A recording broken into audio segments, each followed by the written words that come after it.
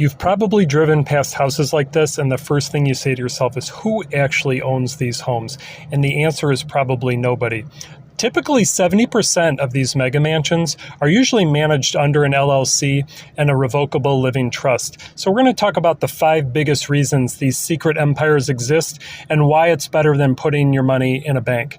So let's just say your great-great-grandmother bought a house or a property like this back in 1960 and paid $800,000 for it. And you find out in her will, in her living trust, that she left you this property and it's now valued at $25 million, let's say. As long as you are included in her revocable living trust, you do not pay capital gains when you inherit this property. Same for anybody else who is included. So the advantage of this is properties like this are typically not sold, they're transferred. This is probably the biggest secret in American luxury real estate, is many mega mansions and ultra valuable properties never actually get put for sale.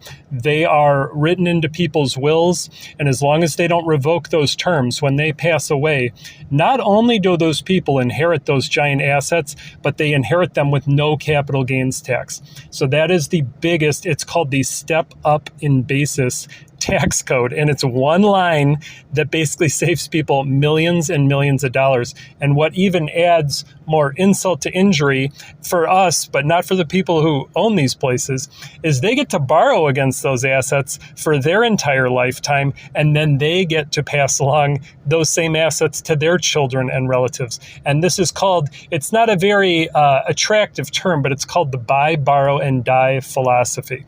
And people who live on these fancy islands and these giant houses where you don't even understand how they afford